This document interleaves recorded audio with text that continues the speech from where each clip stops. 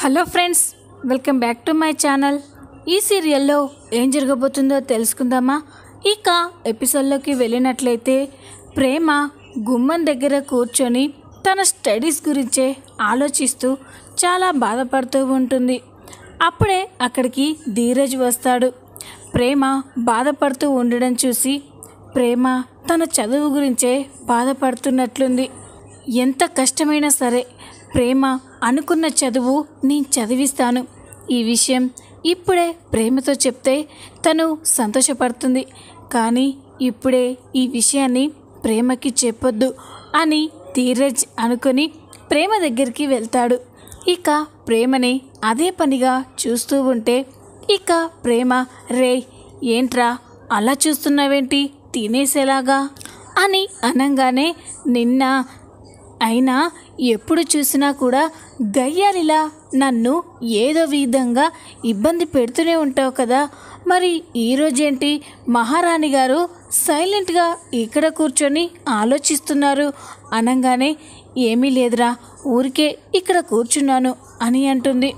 నిద్రపోకుండా ఇక్కడ కూర్చోవలసిన అవసరం ఏంటా అని అడుగుతున్నాను. చూస్తుంటే ఏ విషయం గురించో తెగ ఫీల్ అయిపోతున్నట్లు కనిపిస్తున్నావు, ఏంటి విషయం అనగానే ప్రేమ మనసులో బాధపడుతూ ఉంటుంది. ఏం చెప్పమంటావురా, నా స్టడీస్ గురించే ఆలోచిస్తున్నాను. నేను చాలా గొప్ప చదువులు చదవాలని, గొప్పగా ఉండాలనుకున్నాను. కానీ అది సాధ్యమయ్యేలా లేదు.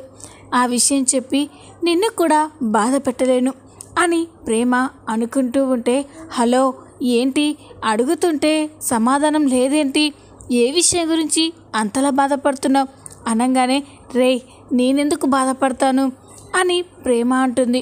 ఇక ధీరజ్, చూడు ప్రేమ, నువ్వు ఏ విషయం గురించి బాధపడుతున్నావో నాకు తెలుసు. కానీ నువ్వు బాధపడని అవసరం లేదు. ఎందుకంటే ఎంత కష్టమైనా సరే నువ్వు అనుకున్నది నెరవేరేలా నేను చేస్తాను. ధైర్యంగా ఉండు. నువ్వు అనుకున్నది సాధించడం కోసం నువ్వు ఆలోచించు, అంతేకాని మిగతా ఏ విషయాలు పట్టించుకోకు అని ధీరజ్ చెప్పగానే, రేయ్ ఏం మాట్లాడుతున్నావురా అని అంటే, చెప్పాను కదా నువ్వు కోరుకున్నది నేను నెరవేరుస్తాను, నువ్వు అనుకున్న చదువులు నేను నిన్ను చదివిస్తాను అనగానే ప్రేమ షాక్ అయిపోతుంది. రే ఏమనుకుంటున్నావు, నేను చదవాలి అంటే దగ్గర 60 లక్షల వరకు ఖర్చు అవుతుంది. అంత డబ్బు ఎక్కడి నుంచి తీసుకొస్తావు అనగానే, చూడు ప్రేమ, నీ బాధ్యత పూర్తిగా నాది. నిన్ను బాగా చదివించుకోవాల్సిన బాధ్యత నాకుంది. అందుకే నిన్ను ఎన్ని కష్టాలు పడైనా నా కష్టంతో నిన్ను చదివిస్తాను. నువ్విక స్టడీస్ గురించి ఆలోచించు, అంతేకాని డబ్బు గురించి కాదు అని ధీరజ్ చెప్పి అక్కడి నుంచి వెళ్ళిపోగానే ప్రేమ షాక్ అయిపోతుంది.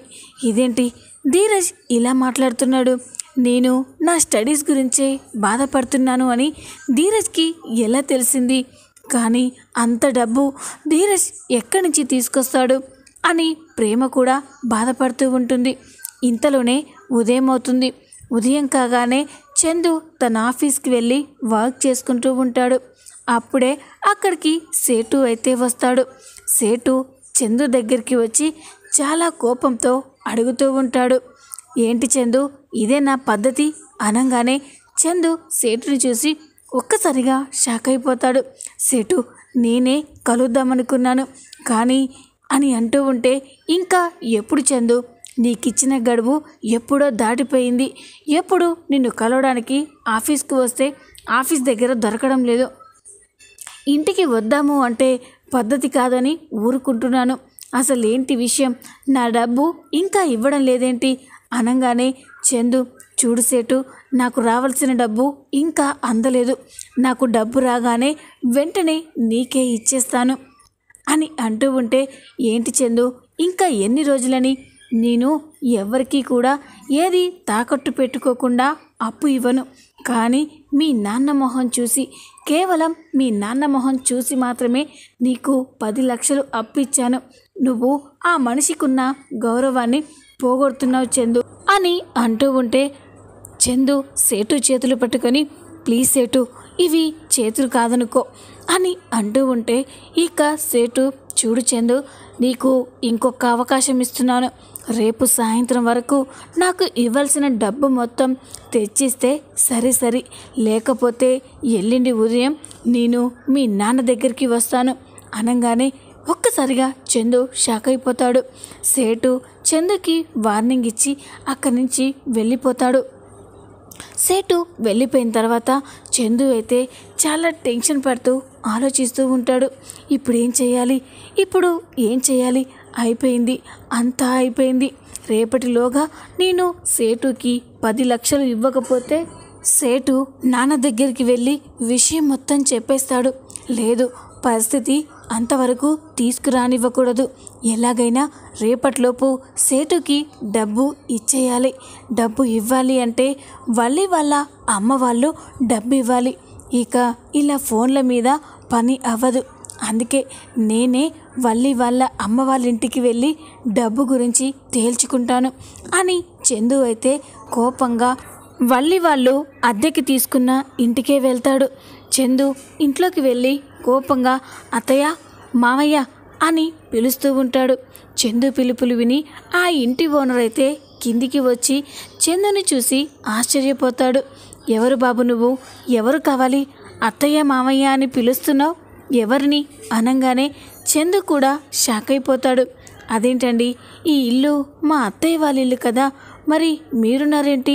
వాళ్ళు ఎక్కడికి వెళ్ళారు అనగానే అదేంటి బాబు, ఈ ఇల్లు మాదే, నేనే ఈ ఇంటి ఓనర్ని, మరి మీ అత్తయ్య మామయ్య ఎవరు అనగానే చందుకి ఏమీ అర్థం కాదు.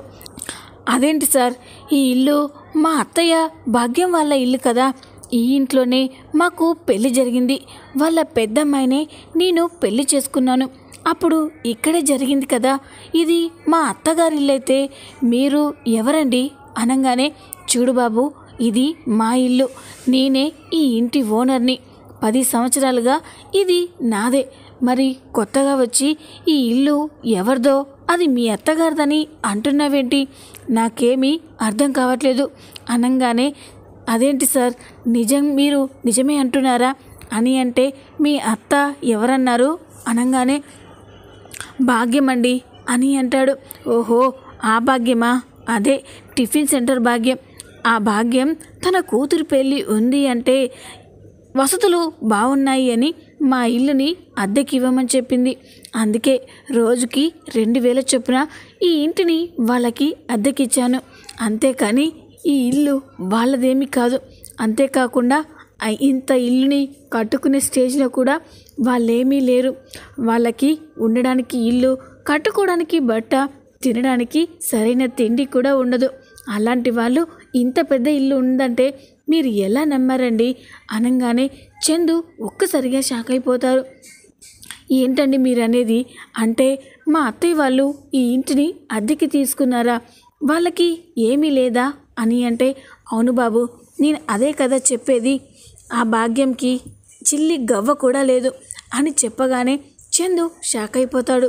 చూస్తుంటే మిమ్మల్ని బాగానే బురిడి కొట్టించినట్టుందే ఆ భాగ్యం మామూలుది కాదు, మాటలతోనే తిన్నింటి వాసాలు లెక్కబెట్టే రకం అని ఆ ఇంటి ఓనర్ చెప్పగానే చందు షాక్ అయిపోతాడు. ఇక అయోమయంగా వెనక్కి తిరిగి బైక్పై వచ్చి ఒక చెట్టు కింద నిల్చుంటాడు. ఇక అన్ని విషయాలు కూడా గుర్తు చేసుకుంటూ ఉంటాడు. ఏంటి అసలు ఏం జరుగుతుంది? వాళ్ళ అమ్మ వాళ్ళకి ఆస్తులు బాగానే ఉన్నాయని మమ్మల్ని అందరినీ నమ్మించి మోసం చేశారన్నమాట. అందుకే పెళ్లి ఖర్చులకు కూడా నా దగ్గరే 10 లక్షలు తీసుకొని పెళ్లి జరిపించారు. మరిప్పుడు ఆ 10 లక్షలు సేటుకి ఎలా కట్టాలి? ఇంత మోసమా? ఈ వాళ్ళ కుటుంబం నన్ను, మా నాన్నని, మా కుటుంబాన్ని ఇంతలా మోసం చేస్తారా? వెంటనే ఈ విషయం తేల్చుకోవాలి అని కోపంగా భాగ్యం ఇంటికే బయలుదేరుతాడు.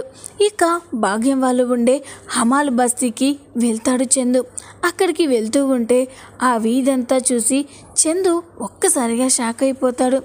ఇలాంటి వీధిలో వీళ్ళు ఎలా ఉంటున్నారు?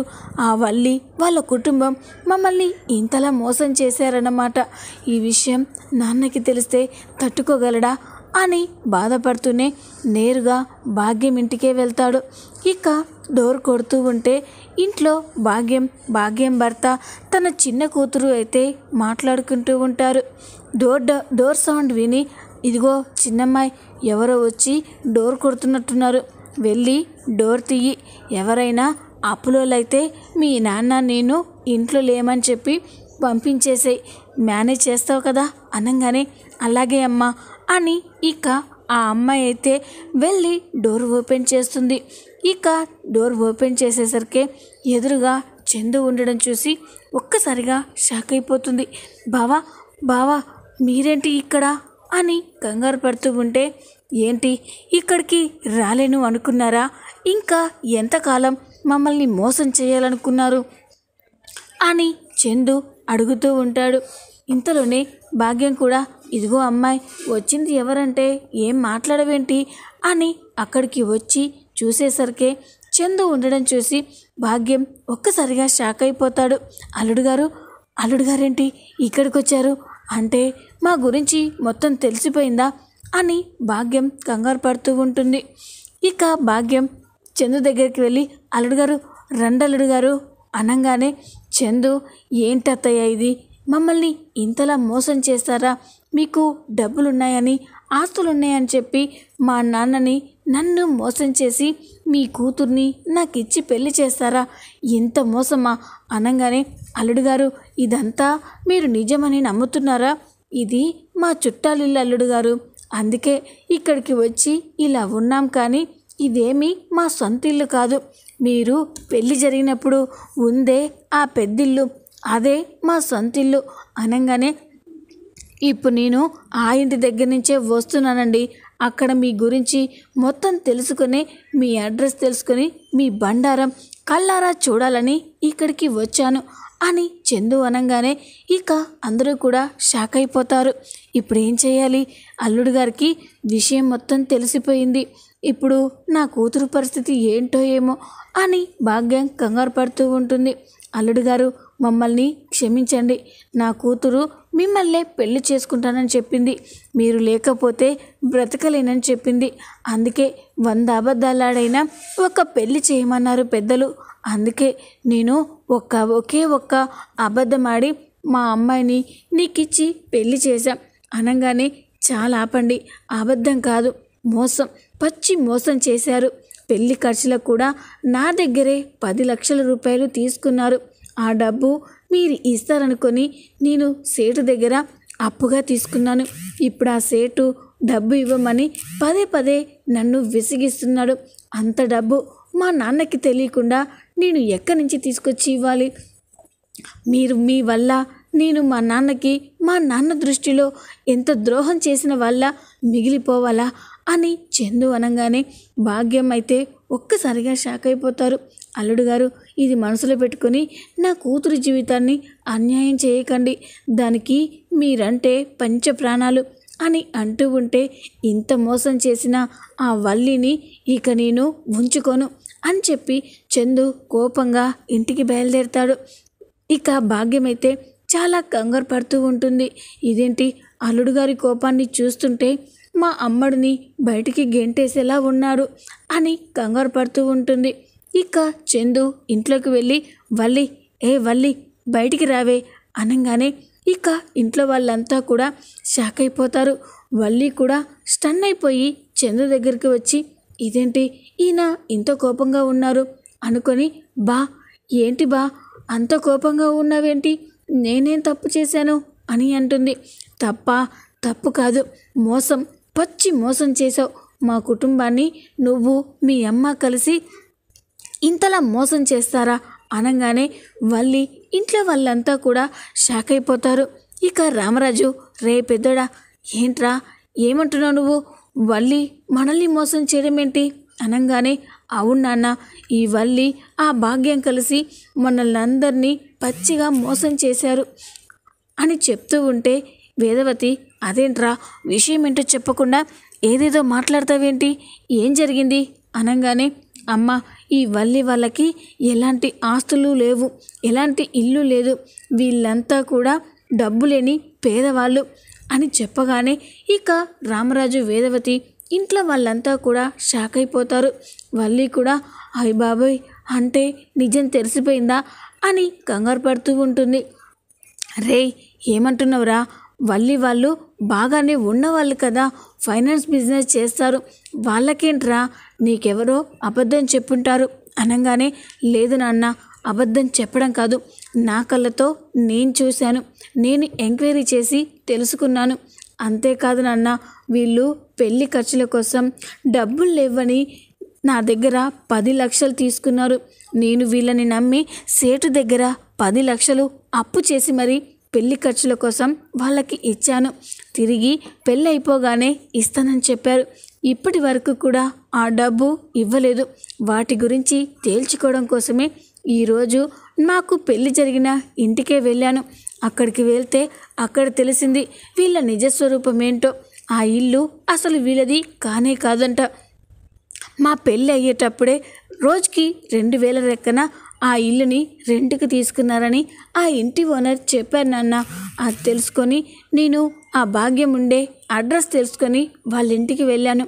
అక్కడికి వెళ్ళాక తెలిసింది వాళ్ళ నిజస్వరూపం ఏంటో అని చెప్పగానే ఇంట్లో అందరూ కూడా షాక్ అయిపోతారు. పచ్చి మోసం నాన్న, మనం ఈ వల్లి వాళ్ళమ్మ చేతుల్లో దారుణంగా మోసపోయాము అనగానే ఇంట్లో వాళ్ళంతా కూడా షాక్ అయిపోయి చూస్తూ ఉంటారు. ఇక వల్లి కూడా స్టన్ అయిపోయి, ఇప్పుడు ఏడ్ చేయాలి, నా గురించి మొత్తం తెలిసిపోయింది, నన్ను ఇక ఒక్క క్షణం కూడా ఇంట్లో ఉండనివ్వరు అని వల్లి కంగారు పడుతూ ఉంటుంది.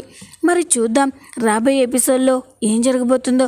ఈ వీడియో కనుక మీకు నచ్చినట్లయితే లైక్ చేయండి, సబ్స్క్రైబ్ చేసుకోండి. Thanks for watching.